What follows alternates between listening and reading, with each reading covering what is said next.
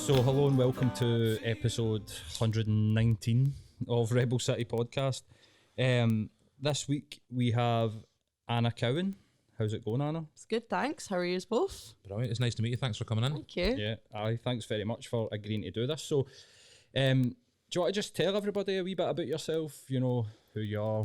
Like, I mean, we're here to talk about, we're planning on speaking to a few people about sort of male violence. And, you know, we're planning to speak to a psychologist and ex-police officers and stuff to get a bit of an insight. But we're basically here to talk about sort of sexual assault and spiking. But before we get into that, I tell people who you are. So yeah, my name's Anna and I'm the co-founder of the campaign Girls Against. We started back in 2015. Basically, we were a group of like teenage girls and we were going to a lot of live music, a lot of gigs, and we were all noticing that there was this culture of sexual violence, and groping was the word we used to use, but I would just say sexual assault because it kind of has the seriousness of it. Yeah. And it was something we'd all talked about, but we realised there wasn't many wider conversations happening at that time about it. So we decided to make our own campaign to kind of raise awareness of the issue. And how many years on is that? Six years on. Terrible at maths. 6 years on, we do a lot of education. We provide a lot of educational resources for venues and training. And we just want to kind of continue raising awareness of the issue because we initially started just at gigs, but now we've spread into kind of nightlife as well and just all forms of music and nightlife scenes. So that Girls Against was created out of sort of desperation? Yeah, anger really, like we were all just raging. We were just like, this is something that affects all of us. And it was one particular night we were at a gig, a band called Peace at the QMU, and one of my friends had a really negative experience there, and it was afterwards she was like crying to us and we were like, how is this tolerated? And we just felt so powerless. Like, we're only there to have a fun time. We're a group of teenage girls. We deserve to just forget our troubles and have a night of live music. We should not have to be subjected to that. So we honestly just started up a Twitter account and then it just blew up. The band that we saw tweeted about us, and then the NME, The Guardian, Independent, all that caught onto it. And then we realised that this was a much bigger issue than we'd initially realised. Yeah. So we continued campaigning and we're still going, and that just shows you it's maybe worse in some areas like the spiking that we'll get onto later. Yeah, absolutely. Do you think that sometimes with these things, I think it's natural to ask, do you think that it's more prevalent, or do you think that our awareness of it's growing? It's probably just our awareness. I think it's always been an issue since, you know, there was movements in the 90s, like the Riot Girl movement, which was in like the punk scene in America, and that, you know, it was talked about then. So it's been a conversation for a while. I'm not saying that we like are the kind of forefront of it. Like, we were just a part of a wider thing. But I think like after Me Too and things like that, there is much more of an awareness of it, but I think it's still been prevalent and it still is. Yeah, that's probably not changed. I mean, I'm aware in the past of things like, was it Safe Gigs for Women? We work with them a lot as well. One of the first organisations I became aware of. They've been about a number of years as well, as far as I know. And it was quite again, like, this is one of the things where a perspective comes into it, where as a guy who went to gigs over days, like, again, we'll get into the no every man kind of thing, but it was a subject that I was pretty oblivious to until we've seen it coming in with like Safe Gigs for Women and other campaigns like yourself. I think as well, when you talk about the traction that you got as quickly as you did, probably indicates how widespread it is and how people, like, particularly myself, who go, well, I don't know if I've experienced it, actually like acknowledge and address that this is exactly like a huge issue. Yeah, I mean, we were at a gig at Moore a few weeks ago. We had a stall because we do that quite a lot. We were just there for people to come and chat to us. And a man who was maybe in his 50s, 60s came up to us and he was like, my whole life I've been going to gigs and I've never seen this happening. And I was like, well, why do you think we're here? Obviously, we've not just made this up, conjured out of thin air. Yeah. And also, you're a man who's probably able to have that power in the crowd. You're not a young teenage girl who can be preyed upon because men think they can. Yeah. And he was quite almost accusatory to us. He was almost acting as if we were making it up. But then we had a bit of a chat and I was like, listen, like, we're here for a reason. And then he kind of was like, oh, you know, kind of understood. But I find it interesting that it started at gigs, because if you look at historically, entertainment it's been a huge misogynistic sort of boys club and groupie culture. So it's almost like accepted that if you come here, you know, I mean, we grew up, I played in a band for a decade and me and Matt started going to gigs at like 14. And I remember people saying, oh, when girls are crowd surfing, grab their bum. Yeah. Put your hand up their skirt. So for a guy, I find it very hard to believe that a guy that's been going to gigs in his 50s, that he's never seen anything like that. I mean, you can literally go to YouTube, right? And if anybody wants to go, if anybody's sitting right now going like, I've never seen this, go to YouTube, put in Limp Bizkit at Woodstock. There's a video on still there where the girl gets up on her boyfriend, hopefully shoulders, gets her boobs out, and there's just hands just come up out the crowd and just grab her. And she's like swatting hands away like fucking whack-a-mole. Yeah. So if you doubt that this is a problem or has been a problem for a long time, there are many, many examples on the internet where you can go and see that. Even like, I remember things like Aqua. She would talk about getting groped in the 90s. Yeah, like going, Barbie girl. Yeah. I mean, they had more than that, I think. Yeah. Hopefully. Yeah. But she would get No, I groped. don't think they did. I think they actually, you know, I think Aqua had like a serious music career in Scandinavia, Right. and Barbie Girl was just like a sort of hit. Right. I mean, it's a great song.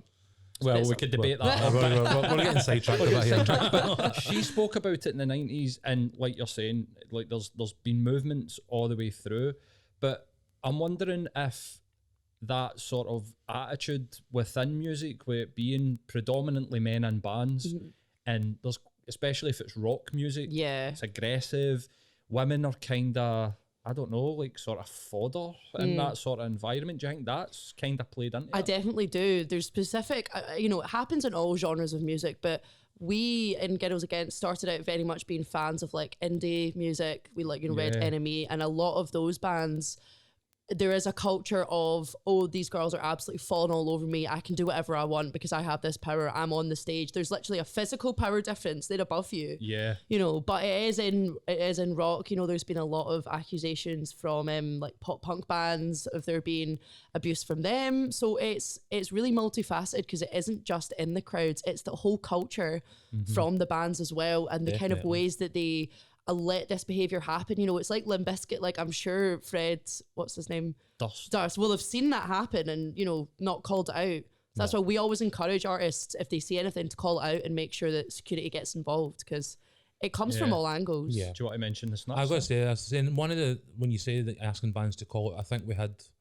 an example, like probably the first example I've ever seen, I think this week, of, was it the Snuts? Yeah, yeah. Who stopped a I gig saw this. Yeah, mid-set it was- that because was- of this type yeah. of behaviour. And are there other examples that you've got? There's loads, yeah. I mean, Circle Waves were one of the first bands we worked with that have done it. It's even just condemning it before you see it. It's even just saying, we will not tolerate this behaviour here. If you do this, you'll be asked to leave and further actions might happen, you know. Yeah. I'm trying to think of other artists now that have called it out directly, but there is loads. But yeah. Yeah, It and is it's actually also more just- common than I've seen, even though I've only just seen it. Yeah. That's a cultural seemed shift, like though. nice timing. Because Yeah. you go for Oasis and him, I mean, Liam used to be like, who's getting up and getting Aye. half Yeah. naked in front I'm of me? not Yeah. singing another song until somebody Exactly. gets their tap off. And to indie bands like the Snuts, like sort of newer, younger guys calling it out. But I think that when you talk about that power structure, I think there's no getting away from that. Like Yeah. the guys on the stage, or the guys or the women on the stage are, you know, that is their domain. Yeah. And I think you're right. Like they should head off. They should have something. I mean, they've done it for Crowd Trouble. They'll be like, no pushing, no shoving. The Yeah. bands will walk off stage. Yeah. See Slipknot, they're like, stop the trouble, or we like fighting. Dave Grohl's done it. If you don't stop fighting, I'm walking off. So I think that's great to hear that like young guys Yeah. doing that. You know, I would expect it more for women. Yeah, I don't true. know if that's No, kinda, no, like, you're right. I mean, bad you to say, compare but- that to the recent Travis Scott incident where he just kind of Yeah, fucking let hell, it get man. away with it, which is horrendous. But I mean, who knows what else was going on in that crowd, because there was just absolutely no control of it. And that's the thing. There needs to be people looking in, you know, objective kind of witnesses looking in, like security or bands or whoever, making sure that their fans are safe, because surely you want them to be safe. They Absolutely. adore you. Why are you then turning a blind eye to sexual assault or violence or, you know, anything? I just don't get it. Maybe an argument then for, like, obviously when, you know, bands go on tour, they have certain criteria that become part of their agreements with venues and stuff like that. Is this something that maybe you're looking at asking bands to start including, that there needs to be signage, there needs to be like a Yeah. moment where the band come out and say, look guys, here's what we expect. Or, Yeah, well, there is a lot of musicians who are thinking of doing that. One thing that we've always said would be like female security guards, even just one, so that if you feel like you want to report something, there is a bit more of a kind of less intimidating, because, you know, big burly security guards can Aye. sometimes be a wee bit intimidating. And I'm not Yes. saying, you know, plenty of them are lovely. Don't get me wrong. One musician we're working with next year, I'll just talk about it. I don't know if it's like secret or not, is the singer Clairo. She has reached out to us. She's like quite famous and most of her fans are young girls. Yep. And she's having us on every single tour date. She's briefing her security and she's having a service where if you feel uncomfortable, you can text a number in the crowd and we'll receive the text and we'll come and find you and like keep you safe almost and take you out and have you, you know, make sure you're all right. And that's come from her as a artist who's got millions of fans, sold out UK tour. And I think that's just such an incredible thing for her to do. She doesn't have to do that. Absolutely. This is the thing.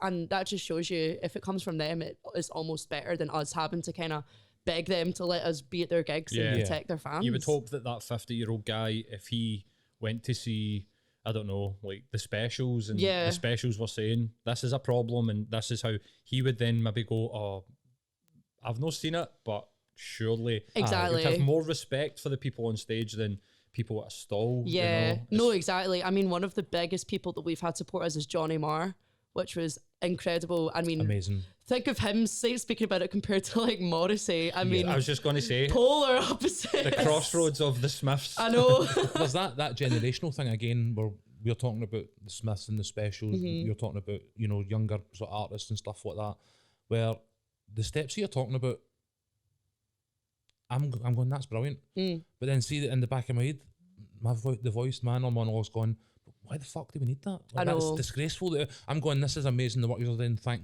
Thanks for doing it. Thanks for letting young women feel safe at gigs when they wouldn't ordinarily, and, you know, progress. And in the back of my head, I'm like, well, yeah. why I'd the rather fuck we do didn't need that? exist. Aye, you know Yeah, what I mean? don't. Like, Yeah. So on that subject, just in case people are kind of like ignorant, or no, I wouldn't say ignorant, but you know what I mean. Like, what kind of rates of assault do you hear from friends and or through the campaigning? Like, what are the, you know, is it like every gig there's something happening, or?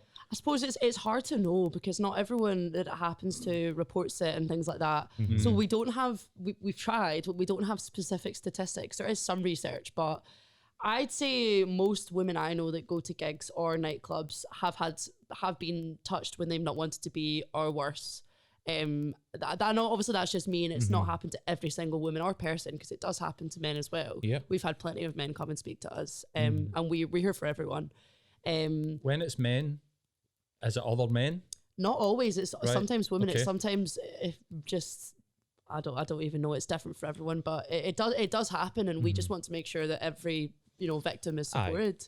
the atmosphere of these guys can, as we say, sometimes be quite aggressive environments to start with. Yeah, and when alcohol and drugs are in the mix, I mean, it just, you know, the perpetrators do tend to be drunk, and they can often use that as an excuse, like, oh, I didn't know what I was doing. But not every drunk person starts assaulting people. No. It's something in you that you think that it's acceptable to do that. Mm-hmm. I've always said that when it comes to the people that end up in a fight on a Friday night after a few pints, and you're like, oh, I was steaming, and you're like, but Yeah. I've drank excessively over my lifetime, and I've never felt the need to punch or rape anybody. Yeah, no. You know what I mean? Like, so I don't think intoxication is, as much as it is an excuse that gets used, it's absolutely not No. a valid one. You know what I mean? It's Like, almost, it explains it, but it doesn't excuse it. Yeah. You know. all You they've might- done is actually like deliberately lower their own inhibitions. Yeah.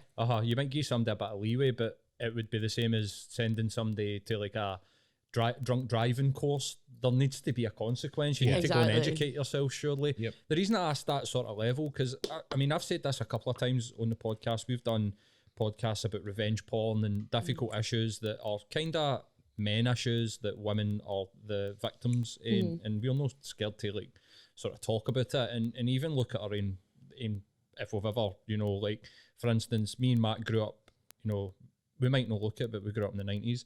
But we were talking before you came in about, you know, lad mag culture, Britpop.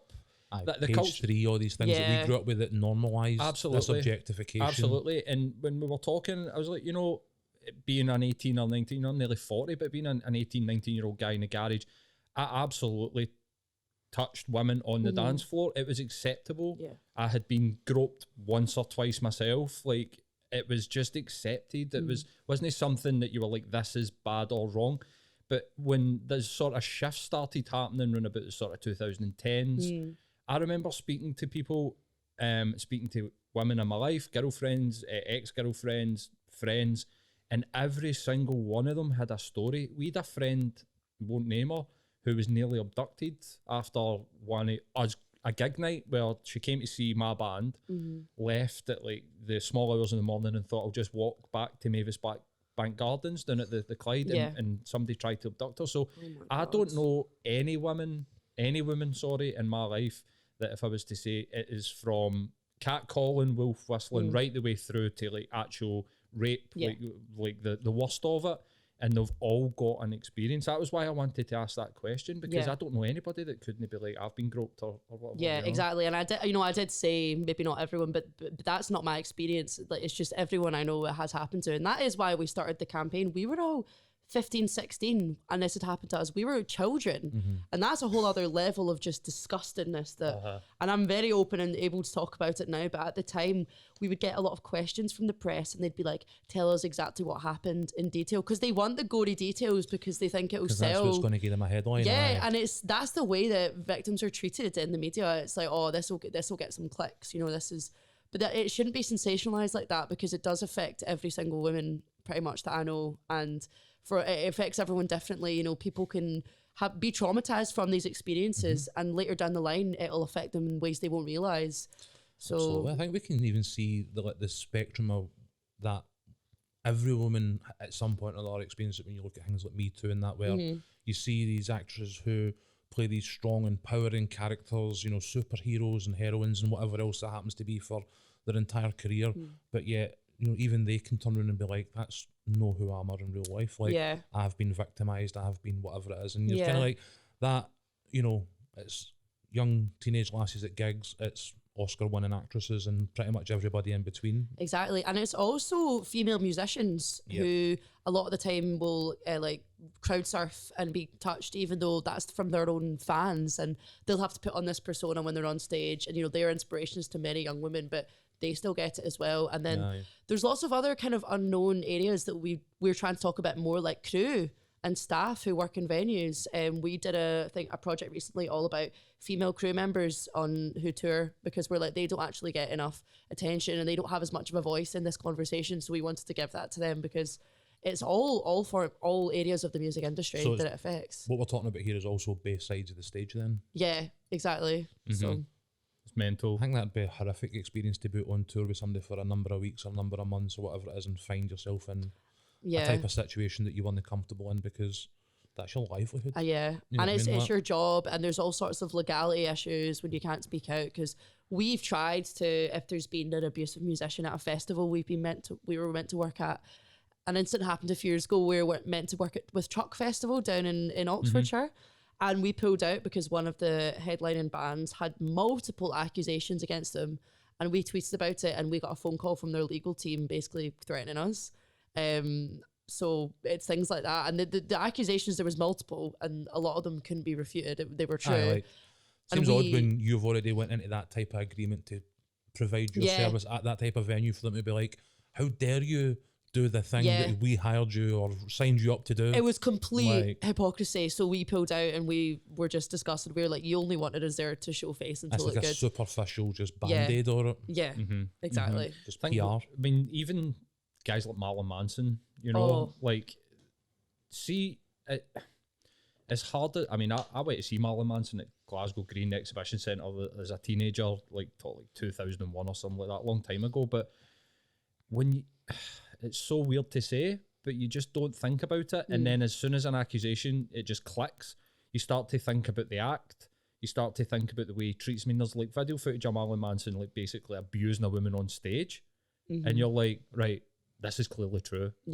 And still people doubt it. I mean, amongst the fans, like Michael Jackson, the Michael Jackson fans were like death threatening people that were, and you're kind of like, come on, like you need to wake up. Like even if let's just say that he's not abusing kids, the fact that he's sleeping in the same bed with 13-year-old boys as an adult, that is not good behaviour. And the fact he's got an accusation, surely you need to stop that. Yeah, just think critically. Like it is. I can understand, and we've spoken with a lot of fans of people who've been accused of things. If you're such a diehard fan of somebody, of course it's difficult to realise what they've been like, and it's a process. And we almost support people who, you know, have been fans of somebody for years and find out they're actually an abuser or a rapist, and you have to force yourself to stop listening to them. Of course it's difficult because that artist means so much to you, and you've maybe been through a lot and their music's helped you, and that is a shit situation to be in. But you do need to think the situation that's shitter are the victims of who that person has abused. So you really just have to think a bit critically about it. Absolutely. Do you think that there's been a part of this has been a lack of accountability, in the sense that people look up to guys like Marilyn Manson? You know, if you were a goth or you were a metalhead in the late 90s, early 2000s, he was he was like fucking Jesus to these people. And then they see the way that he's treating people, even if there's no accusation of assault or rape at that point in time, but they sort of see it playing out. And do you think that kind of gives them permission to mimic that, or they sort of get the idea that we can do that, you know, like I can slap somebody, or you know what I mean? I definitely do, and it's especially difficult for communities like the goth community, because they're a group that get a lot of abuse from people anyway and are kind of on the outcasts of society. So they look at someone like Marilyn Manson and he's this really famous, cool guy that they look up to, and makes them feel a bit more accepted. And then you're right, his behaviour will then be a kind of role model effect, and they'll think that it's okay to do that. And it's so tricky, because I can put myself in their fans' shoes. I know how difficult it would be. I think it's probably more important that we put ourselves in the shoes like Rachel Evans would, who exactly the abuse that's the that bottom she line. Described as it's horrendous. I mean, and that's the bottom line. I wouldn't even cast it up here. You know what I mean? No. What came up for me there as well, not to interrupt you, is do you know about Peter Steele? You ever heard? So there was a band called Typo Negative, and this guy was in Playgirl. So he's like, I mean, he's basically like that sort of sex symbol, right? But not very many people know about him. It's a weird one, but he was very much a sort of male feminist in the 90s. So he was coming out and speaking in interviews and talking about how, like, you know, I love women, and like he does. But see the imagery that they used, it was all like blood and like women with like sort of fake slash marks, and he was like sort of like with a chain round the neck, and it was in Playgirl. You know, it was like women porn. It was like sort of women focused porn, and I think like that's even just that. He's not about that. He's not abusing women, but the sort of visual that they use to represent him as like a sort of male sex symbol in that time in the mid-90s was very much abusive and domination. And I think like maybe even that sort of like what that sort of culture just sort of like... The imagery certainly stirs something up in certain people. I mean, that's what we're talking about. So in terms of like the organisation itself, like we were saying that a lot of artists are now starting to take on venues, festivals and so on and so forth. I was reading there's somebody who's touring that you're working with just now, where you're actually putting representatives in the venues, so that if someone actually feels any discomfort or, you know, or is assaulted or, you know, whatever happens to be the case, that there are members there who are actually like, I'm assuming, trained to a certain extent to deal with these types of things. Yeah, not fully, because it is very difficult to get like full training, and we're not on a registered charity, so we do have limited funding, but we're there for people to speak to be a kind of safe space, and then we can then provide further resources, say things like Rape Crisis, and we have direct links with a lot of charities. There's one charity we work really closely with called Good Night Out, and they provide training to venue staff. Loads of venues in Glasgow are trained by them, and you get like an accredited kind of qualification from them, which means that your staff know what to do in a situation where somebody reports sexual violence. So we mainly work in collaboration with charities like that, but because we're not one, we're just kind of there as a middleman almost to kind of lead them to people who then can provide professional support. But, you know, if we're at a venue, people will come up to us and say, I feel safer just seeing that you're here. And the fact that a lot of the time it comes from the artists themselves, they're like, I'm proud to be a fan of this artist. Like recently we worked with the Ninth Wave, the Glasgow band. And, you know, loads of their fans were saying, I'm just really grateful that, and then Millie, who's in the band, like shouted us out and, you know, told people to come and speak to us. So it's a good relationship to have when you know that a musician really does care. And it means their fans ultimately feel safer. And if anything does happen, we're there for them. So that's amazing. And I think it's a really important time for especially for like guys like us, for this type of thing to come to our attention, because as I say, we grew up in quite a laddie culture, and you know, as much as we question, you know, well, is that the right attitude to have? How do we, you know, combat it, change it, etc. within ourselves? Like, we know that a lot of folk who maybe have similar upbringings and backgrounds to us probably aren't asking those questions at the same time, because all through their lives, as I say, page 3 and lads mags, and then onto, you know, porn and, as we say, OnlyFans and so on and so forth. Like, there is this graphic sort of objectification of women that's been, you know, a fairly sizable part of their life. Like, we even spoke about things like game shows. Like, grew up in a time where there was not you couldn't watch The Price is Right or Family Fortunes, and we even said, what was it, Funhouse?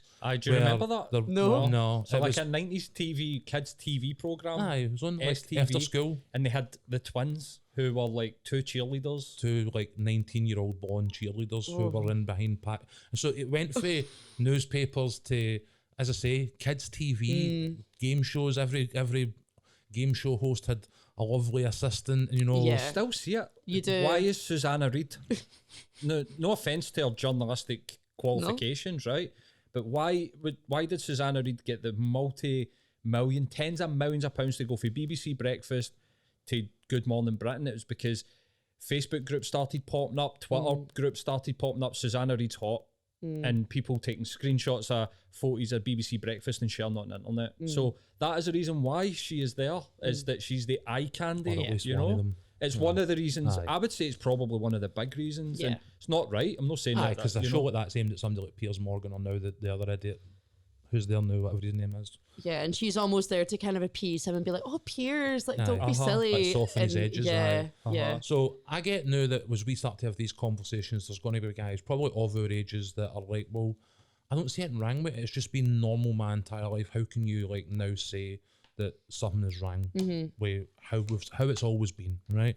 But what makes it important to have these conversations now is that we're now moving for things like sexual assault at gigs that some of us weren't aware of, to a place where it's now becoming unsafe for girls to even, and women, sorry, to even just go out for a drink on a Friday night. Yeah. And like, how much of that slide towards this more sort of dangerous thing are you seeing out in your venues, out at your gigs and with other places that you work with? We've had so many people come and say to us that they've been spiked recently, particularly by injection. So there's been a big increase recently. So spiking by alcohol or by drink, you know, putting something in somebody's drink has been an issue for a long time in nightlife.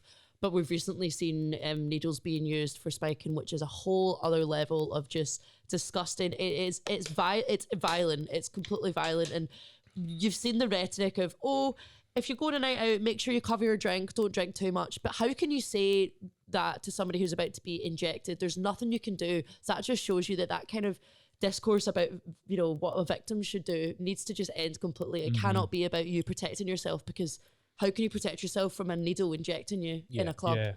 And what you've been saying about men who've been raised, you know, in this culture, it is difficult because you do have to go back and reflect on a lot of your own prejudices and views. But there's a lot of amazing men, like I'm sure you know Loki, Darren McGarvey. Had him on like twice. Yeah, I mean, he's brilliant, and he's such a good example of a man who's really looked back. You know, he's done raps about domestic violence from a male perspective, and it is possible to look back and reflect. So it's difficult because there are so many men who are doing that, like yourselves, who are looking back in lad culture and thinking that wasn't okay.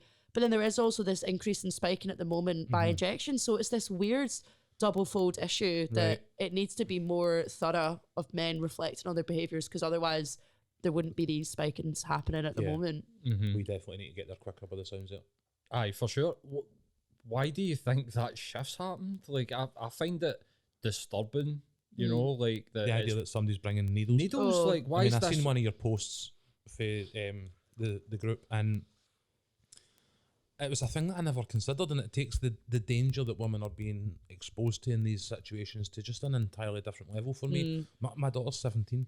She's about to, you know, start going out and experiencing the world and having nights out and all these types of things.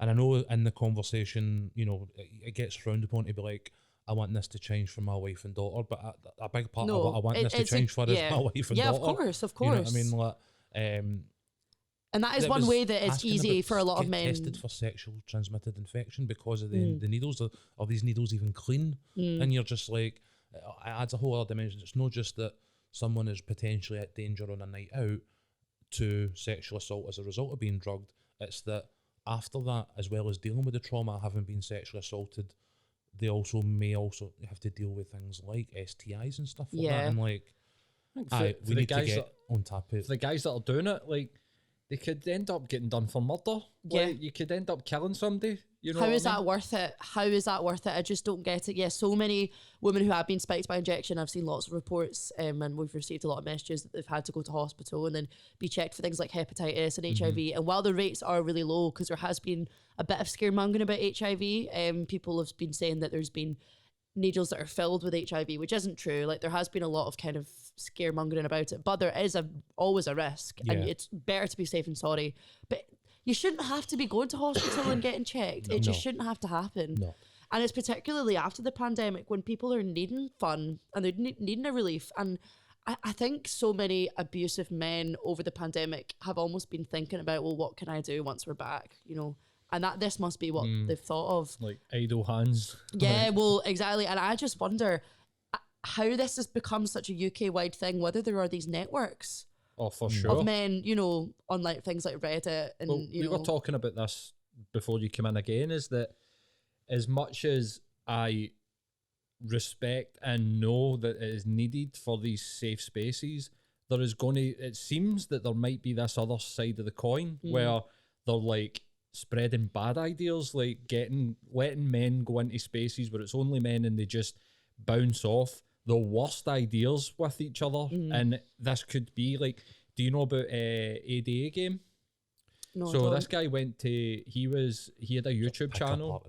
He was a pickup artist in Glasgow, and he had a YouTube channel where he was openly sexually assaulting women. Like, there's a video of, you know, like, trigger warning, but there was a video of the girl clearly saying, we can have sex but only if you use a condom, and then it sort of like fades to him taking a picture of the unopened condom, or taking a video with the unopened condom on the floor and laughing about it. But these guys, these A-game guys, these are a network of men on the internet that are thousands, hundreds of thousands, and what they're doing is sharing how to assault women, because what they do is basically browbeat women on the street. They go up, they pay them compliments, they sit down, and then they basically talk them into bed, and they've got techniques, they share them with each other. So that is absolutely existing. And as much as the internet is bringing people together in really great ways for activism and sharing these stories, and it's bringing people together in ways that I don't think we quite know. Absolutely. The dark web is a terrifying place, and there'll be plenty of this on there.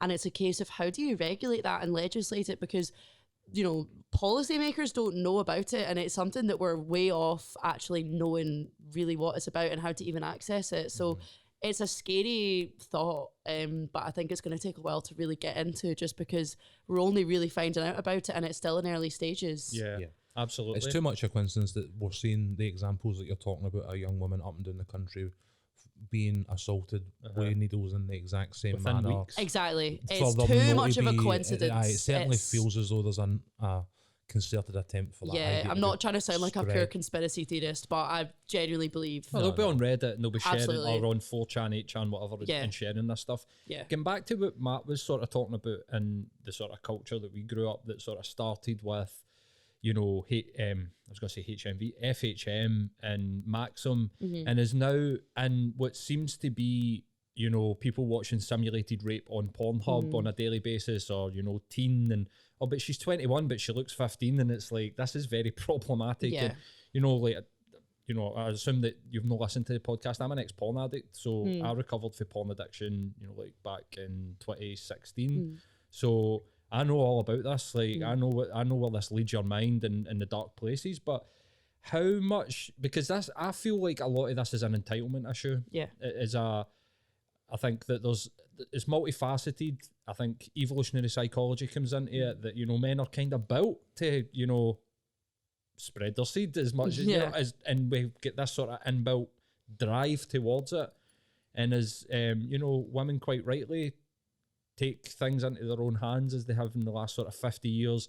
Men are kind of feeling, well, what about me? You know, but well, you know, how about you just don't be a prick, mate, and you might attract a woman. But I think that there's a Try culture. talking to them instead of drugging them. Yeah. Oh, yeah. for sure. But I think that there's a culture that is coming out from porn where young men, I mean, what age are you? I'm 22. Right. So guys that are in your age group have had access to high-speed internet, porn on demand at their fingertips.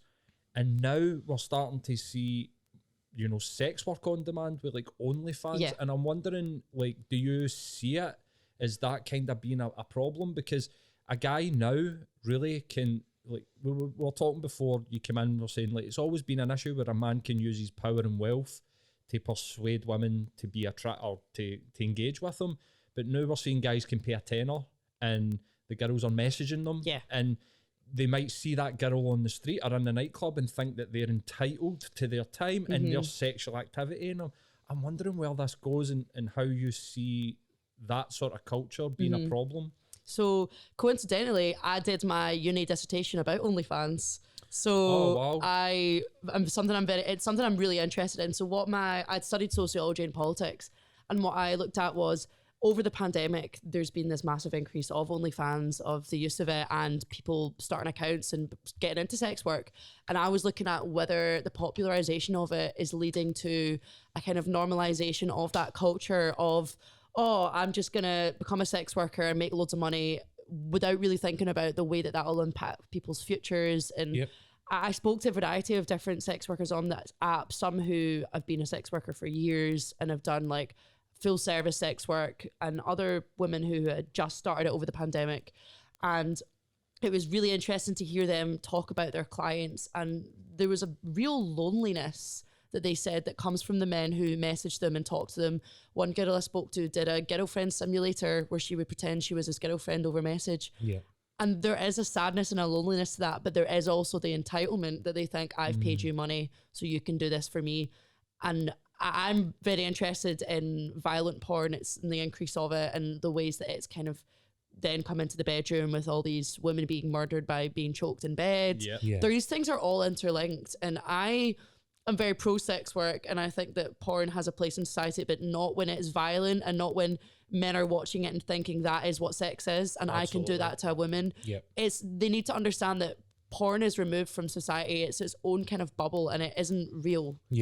That's the thing. You're not going to find these women in real life for you. As it gets. Exactly. So it's complicated, but I do think it is really linked with violence and the ways that men view women in society. And I would never want to talk down on the sex workers themselves, because they're just trying to make a living with what they've got. You know, half of them don't actually really enjoy it. They just do it because they get money from it.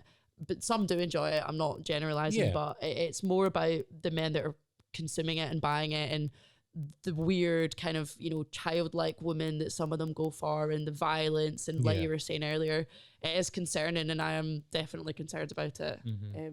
Because that's, I mean, if we were saying, is it linked where guys are then buying drinks and being like, well, you need to fucking speak to me because I bought you a drink? Is that linked to the fact that they can pay $3.99 and start interacting? I don't know, like, but I think it's an interesting one. There's a certain type of man that's always felt like buying a woman a drink entitled them to their time.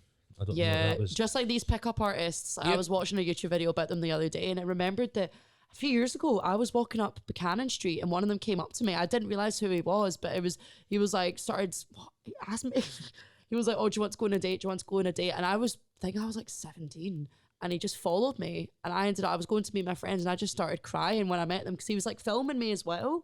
So I think it was a guy, I never knew who he was or what it was. And it wasn't until later on that I realized that was probably one of these pickup artist guys. Ugh, and it was just gross, but that wasn't even in a situation where there is alcohol and there is that coercion and spiking at the end of it. It's just, gross. But I remember a few years ago, there was a pickup artist that was trying to come to Glasgow and he got banned.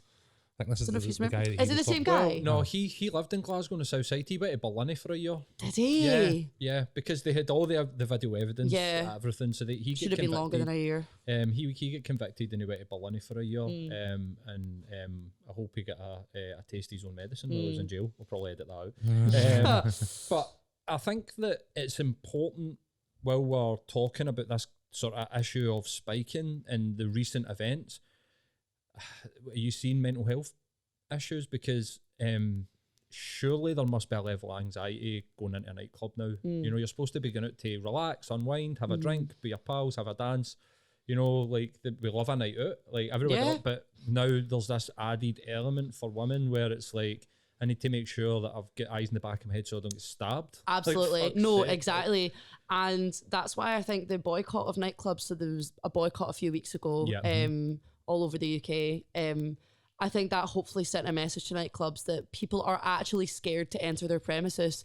And I think there has been a bit more of a demand for kind of spaces where the DJs are women and it's a lot of more of a safer space. It's not a women only venue because you can't, how can you actually police that? And also that's not a solution to the problem. But even like when I was at a gig a few weeks ago doing Girls Against Work, people were coming up to me saying, oh, I really wanted to go out after this, but I'm just terrified. I'm too scared. And I kind of said to them, it's obviously only do what you feel comfortable with, but don't let this stop you going out because that's what they want. They want you, they want that power over you and over your body. Control in that circumstance. And I was like, it's obviously up to you if you feel comfortable, but I want, if you want to go out because the only way that this is going to change is if we keep, you know, enjoying ourselves and trying our best to not let this. Girls Against have recommendations for nightclubs that would allow them to make them safer spaces? Just have like things that you recommend when people engage with you? Definitely, yeah. One is obviously making sure that the venue staff are all trained, preferably by Good Night Out, to make sure that if somebody does come up to them and report it, they don't just chuck them out. Because so much of the time, if you're spiked, you look as though you're steaming and so drunk, and you'll just get chucked out on the street by yourself. And that is such a common thing that so many people have said to me has happened to them. So we'd want to make sure. It's an absurd response. Well, I know. Somebody being attacked on your premises. Honestly, you collapsed or lost control of your bodily functions in that type of like manner. I mean, I was talking in a previous episode in the build up to this about an ex-girlfriend of mine who we'd been split up for a few weeks, and she was spiked in the garage, and I had to like take her to the Royal at like 2 a.m.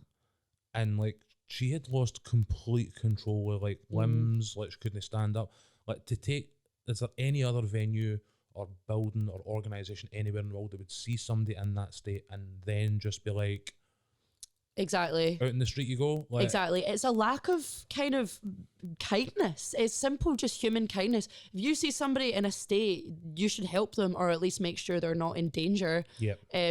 And, you know, people are being drugged by things like ketamine, which obviously make you lose control of your limbs and you can't walk. It's just a horse tranquilizer. Yeah, it literally tranquilizes you. It's disgusting. So, and we also want to make sure that security themselves are trained and are cautious and are aware of the power that they have, because a lot of the time these big burly men don't realise they look intimidating and that people might not want to report something to them.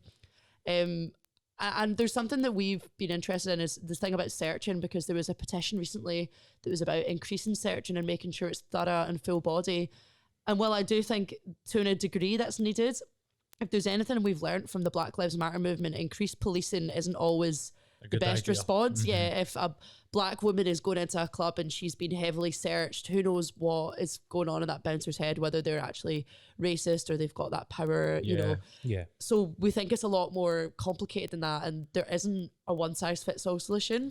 Obviously people need to be searched and their bags need to be searched, of course, but more thorough searching won't get to the root of the issue, which is the power that men have. Also the thing is, as a man who throughout his 20s extensively snuck drugs into nightclubs,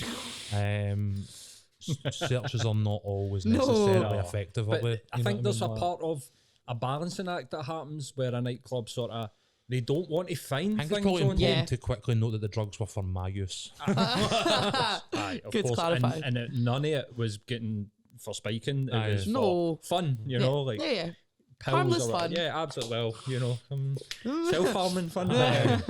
But there is an element of, you know, self-preservation that will happen in nightclubs. I mean, we just came out of a pandemic, lockdowns, one of the industries that have been hit hard. And now, you know, they're expecting them to turn people away and or increase search, increase investment.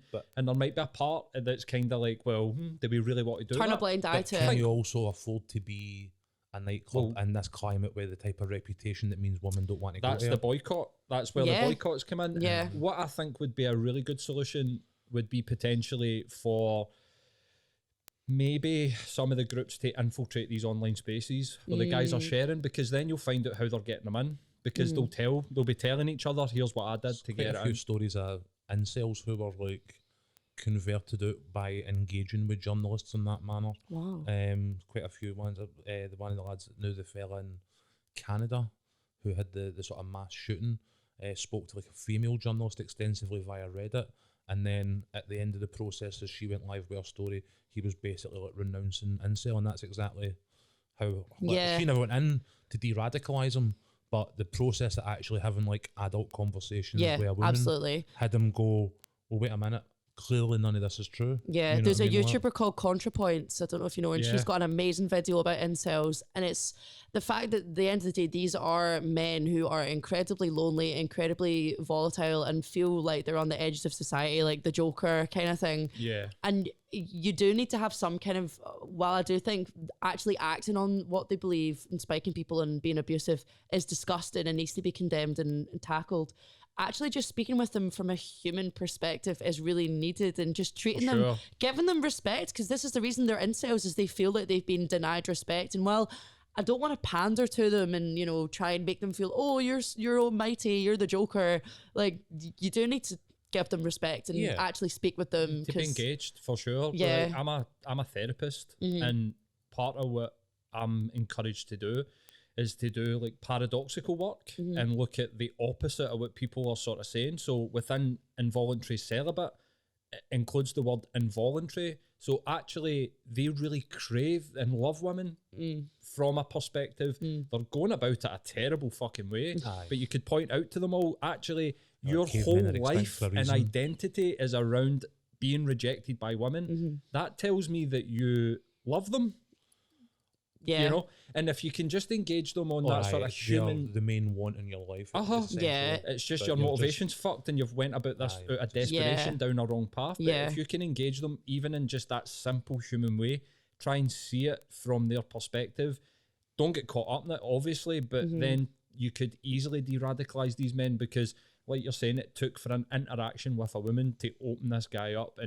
But I genuinely think that could be a solution, where they just try and find these online spaces where these guys clearly are sharing this information and go in and just find out what they're doing, you know? Yeah.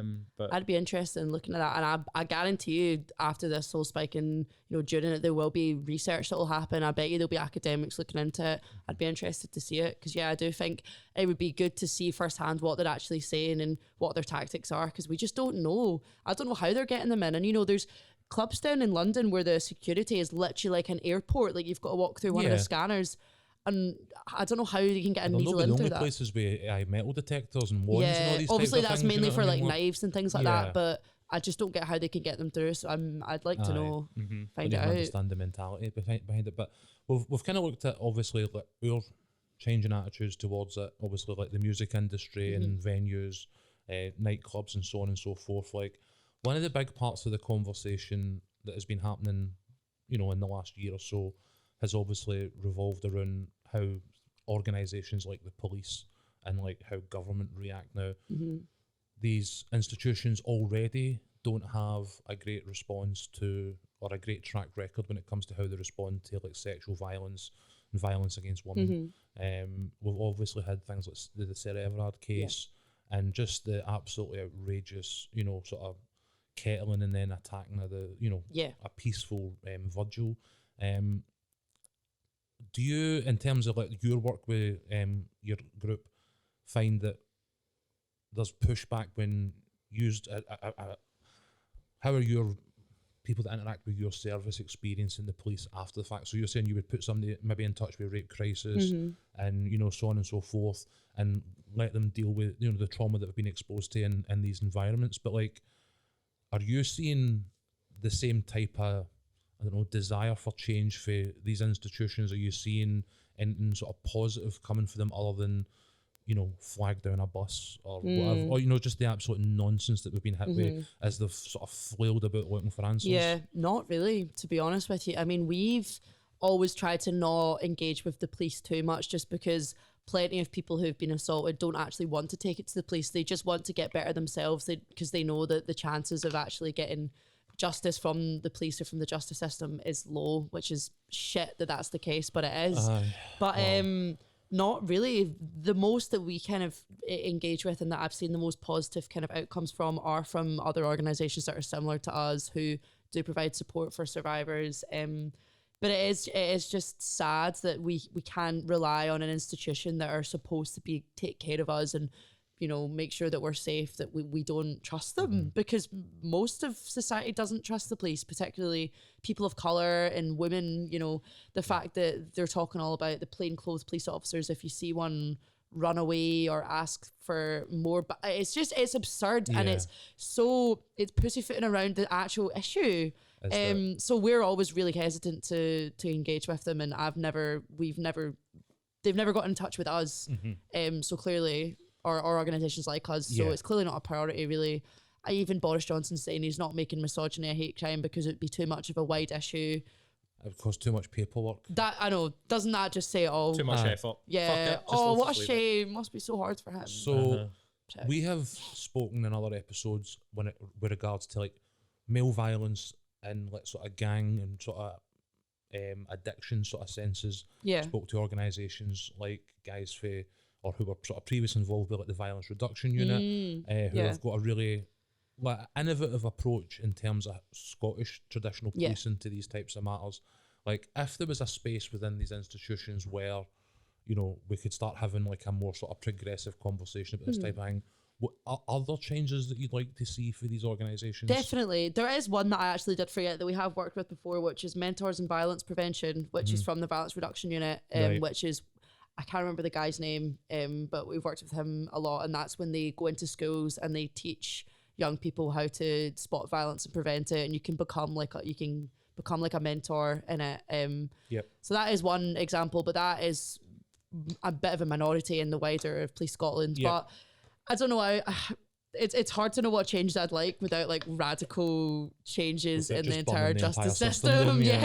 Sounding very like. To be fair, that sounds fine with me. Let's just fucking start Yeah, it. sounds good. I tell you one thing that they could do, like mandatory psychologists within the police. They should have psychodynamic people analysing these fucking idiots, because see, at the end of the day, police officers are human, and humans are flawed, and we expect them to be perfect. They're not going to be perfect, but there can be things in place such as like anger management programs. Like that guy, you know, we've made a deliberate, you know, effort not to say his name, the Sarah Everard guy.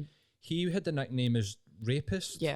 In group chats, like they knew that this guy was a fucking nutcase, and they did nothing about it. That is where the focus should be. It shouldn't be on, you know, what happened and how do we get victims to help themselves. It should be on, why did this guy slip through the net when everybody round about him knew he was a fucking deviant? How did that happen? Like, how is he not sacked, or even better, taken care of in a sort of mental health way? Like, it blows my mind that they don't have them doing, you know, like I mean, it's as simple as getting them to do online questionnaires. Exactly. Multi-choice, multi-questioned, and it comes out. They get there eventually with people. Like, they've got all of these tests that they can do.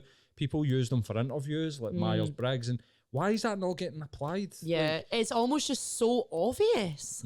Why would you not want to make sure that the people who are in the literal police, who are meant to be the institution to protect people, are not nutcases and, you know, mentally well? Well, yeah, exactly. Not to like stigmatize, but I think that there are so many solutions and ways that you can, you know, if somebody has like violent tendencies, to make sure that that doesn't come out in their work, and that they can get the help and therapy that they need, because so much of the time people have these urges and these thoughts and they don't act on them, and they can get help and help themselves, or receive help from institutions. So I think as well how the police manage themselves, because one of the things that around Sarah Everard, and then I think there was a few weeks later there was a girl, an Asian doctor, who was also murdered in broad daylight in a park. Apologies, I remember her name off the top of my head.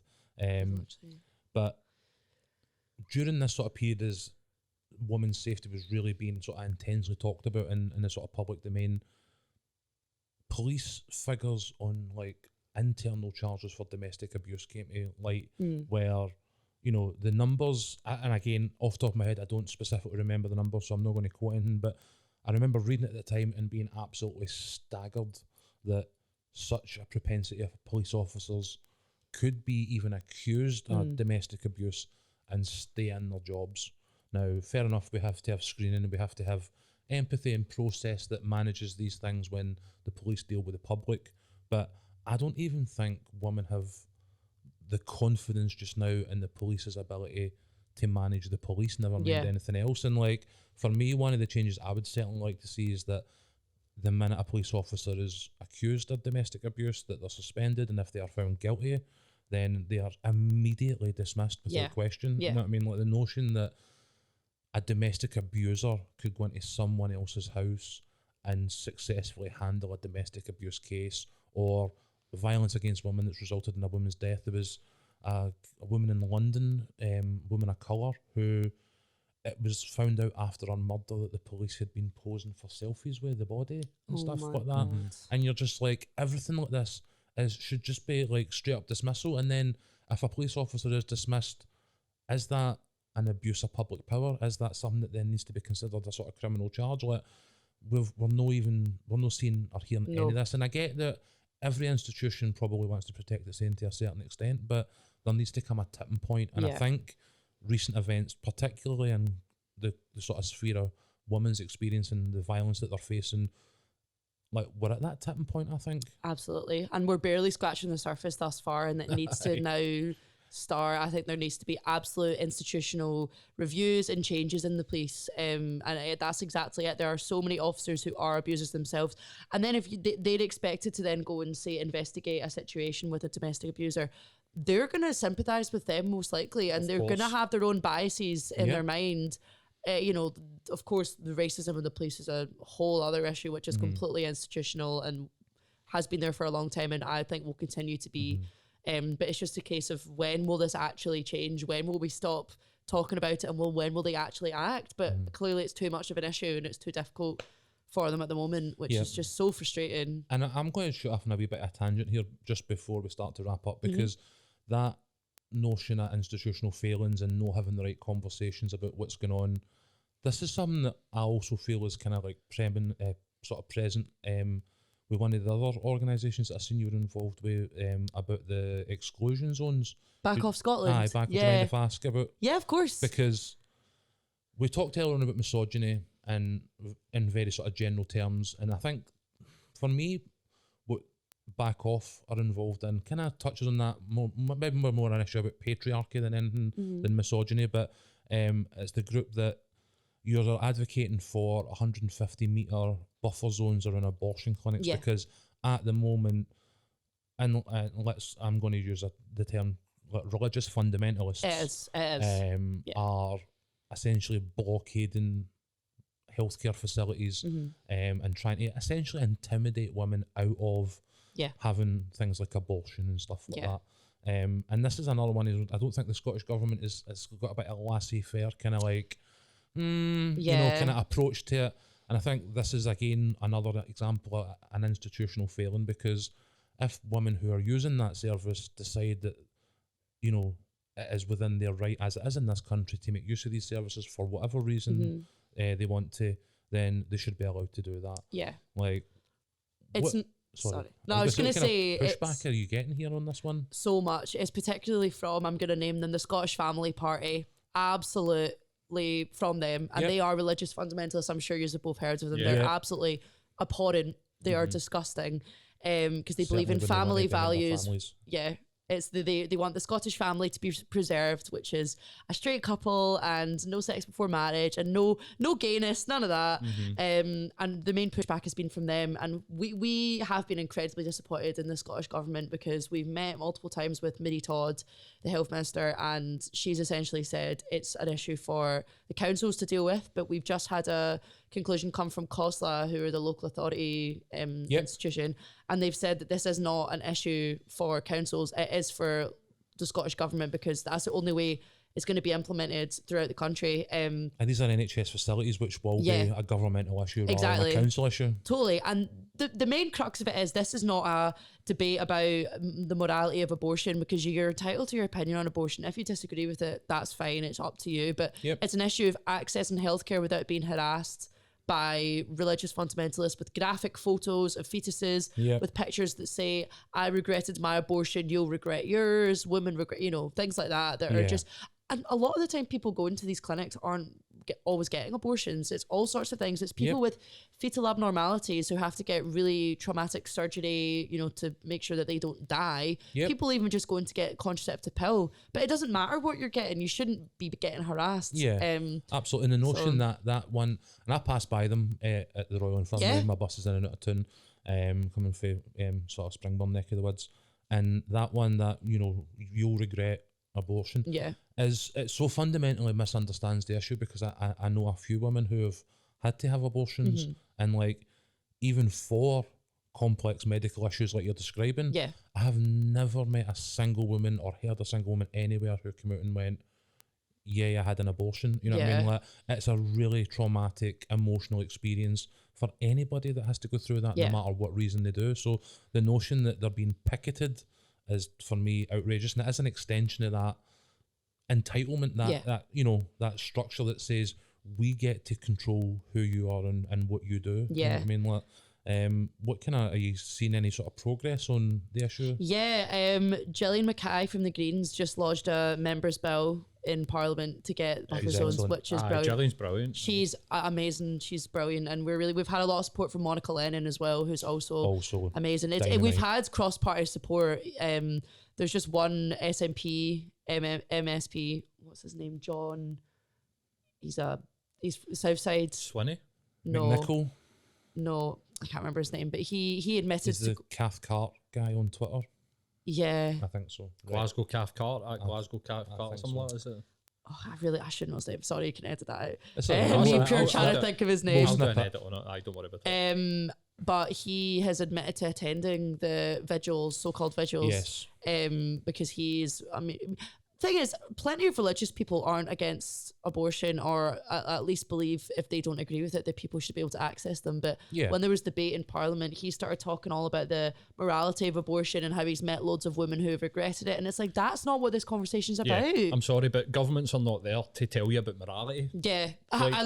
Exactly. Like, you're just not. Like, no. If you think that you're morally superior to anybody, you need to go and speak to somebody anyway, because you're just not. Like, but for people to like push their guilt like that, like, if you have own personal guilt, like if you've, you know, had an abortion and you regret it, you've got no right to then project that out onto other people. Like, you've got your reasons for your guilt, and that, I'm sorry that you're dealing with that, but you should never ever then push that onto other people. Like, it's ridiculous. And it's just funny seeing the Scottish Family Party scrambling to try and debate with us, but we're just like, why would we even bother giving you the time of day? Like, there's just no point. And it's so they like the Scottish version of the, what's that, the Westboro Baptist Church. Honestly, like, there's such similarities between them. They're just vile. I remember when there was the election earlier this year, and they were putting leaflets through people's doors, and the stuff that had on them, it was like, we will have appropriate sex education in schools, which basically just means they won't have any. Things like, we will not allow transgenderism to be taught in schools, like all this just. Because that's exactly what teachers are doing now, is like going into class and teaching 7-year-olds how to be transgender. Oh, of course, you know of course. That's all they talk about. It's totally based in reality. They worry me, these guys, in a lot of respects, because we talk every now and again now about like American politics. We do it less now that Trump's not here, like threatening the world with everything. But right-wing Christian fundamentalism has torn America apart, basically down the middle of the country. And we're seeing, especially after Trump get punted, that particularly in southern states, guys like states like Texas and stuff like that, there have been just absolutely horrendous anti-abortion bills passed because they can't get it through the Supreme Court. They've been trying for 40 years, and even with a Republican majority, they can't get it through because it's a basic human right. So they've started legislating at local levels, and some of the legislation that's went through has been absolutely just like draconian, like medieval, some of it. And my worry is that these types of groups are now starting to copy and paste some of the tactics that we're seeing, and women, again, are essentially being used, like Paul said in the past, almost as like sort of cannon fodder here. And to see like representatives of the Scottish government saying that they had levels of interaction or empathy or sympathy for these types of groups probably worries me even more.